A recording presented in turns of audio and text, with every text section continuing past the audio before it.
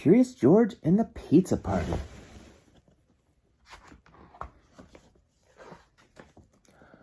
George was a good little monkey and always very curious. Today, he wasn't just curious, he was excited. So excited, in fact, that he was turning flips and standing on his head. A little girl in George's building had invited him to her pizza party. George had never been to a pizza party before, but he loved parties and he loved pizza, so he knew it had to be good. "George, it's time for the pizza party," said the man with the yellow hat. "Have fun and remember to be on your best behavior." George got to the party in perfect time. "Hi, George," called out the little girl. But oh, what was all this? The children were wearing puffy white chef's hats and checkered aprons. George got a hat and an apron too. The best was yet to come. They weren't just going to eat pizza, they were going to make it too. "Everyone will get a piece of pizza dough to roll out and make a special pizza," explained the girl's mother. There were many little lumps of dough. "But first, let's play some games," she said. Everyone went into the living room to play pin the pepperoni on the pizza. Everyone, that is, except George. He was curious about those pieces of dough. George thought and thought. If lots of little pieces of dough were good, maybe one huge one would be even better.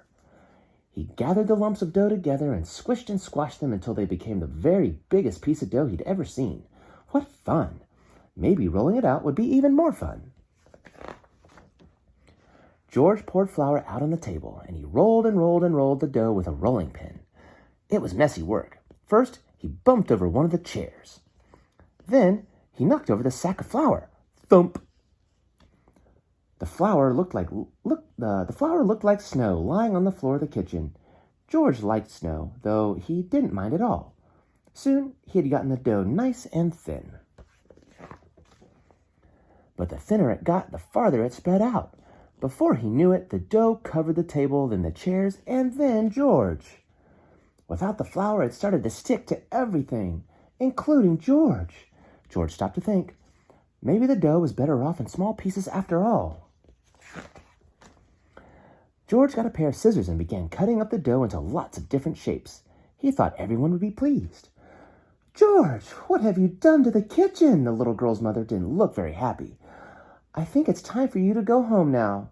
How surprised and sad George was. Just then the children burst into the kitchen and saw the mess that George had made. "George, what happened?" asked one boy. The other children looked at the shapes George had made with wide eyes. "Wow, George, I've never seen pizza dough like that before," said the little girl, smiling.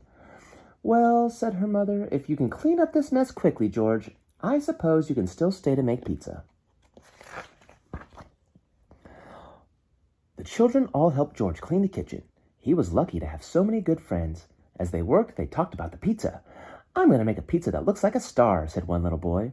"And I'm going to make one that looks like a house," said a girl. Once the kitchen was clean, the real fun began. All of the children picked out perfect pieces of dough and got to work. They spooned on tomato sauce and sprinkled on cheese. They added lots of vegetables and pepperoni.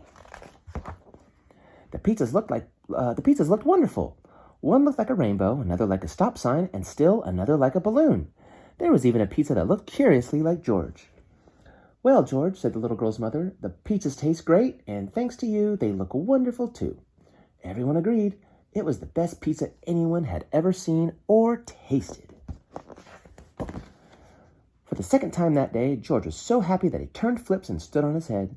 Of course, it was a little harder to turn flips with so much pizza in his belly, but George didn't mind. It had been a wonderful pizza party. The end.